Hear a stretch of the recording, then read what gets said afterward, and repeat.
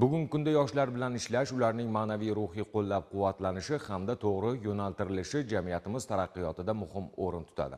Ayniqsa yangi tashkil etilgan maktab maslahatchilarining bu boradagi o'rni beqiyosdir. Shu bois kelajak markazi tashabbusi bilan maktab maslahatchilari faoliyatini yanada takomillashtirish, ularning kasbiy salohiyatini oshirishga qaratilgan o'quv seminari tashkil etildi. Hozirgi lavha ana shu haqda.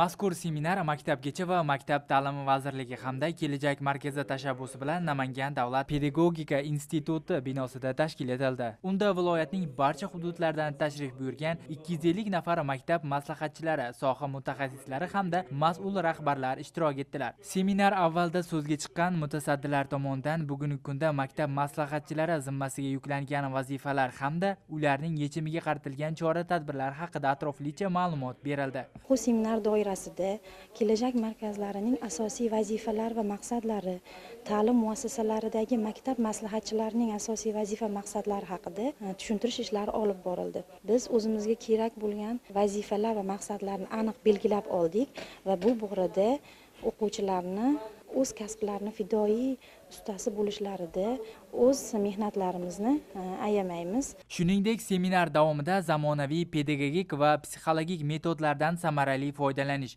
ixtisoslashgan maktablar bilan hamkorlik qilish, yoshlar bilan ochiq muloqot o'rnatish, ularni ijtimoiy hayotga faol jalb etish bo'yicha tavsiyalar berildi. Qolaversa, ushbu lavozim egalari maktablarda aynan nimalar qilishlari haqida ta'kidlab o'tildi. Ishtirokchilar o'z tajribalari bilan o'rtoqlashib, mavjud muammolar yuzasidan fikr-mulohaza bildirdilar. Tadbirning eng muhim jihatlaridan biri savol-javoblar jarayoni bo'ldi. Unda viloyat bo'yicha maktab maslahatchilari tomonidan bildirilgan savollar, taklif va tashabbuslar keng muhokama qilindi.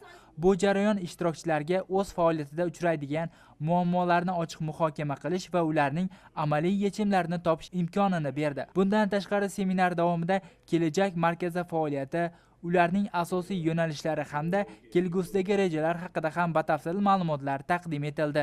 Kelajak markazlarini maktablarda o'quvchilarning tashabbusini qo'llab-quvvatlash bo'yicha maktab maslahatchilari lavozimi joriy etilgan edi. Hozirgi kunda Namangan viloyatida 250 ta maktabda maktab maslahatchilari o'z faoliyatini boshladi. Bugun 250 ta maktab maslahatchilari hamda tumandagi maslahatchilar bilan ishlash bo'lim mutaxassislariga viloyat kelajak markazi tomonidan o'quv seminari tashkil qilindi. Seminarda maktab maslahatchilarining faoliyati, ularning kelgusidagi rejalari, ularning maqsadi, vazifalari haqida tushuncha berildi hamda kelajak markazining maqsad, vazifalari, kelgusidagi rejalari haqida ular bilan savol-javob tariqasida erkin muloqot bo'lib o'tdi.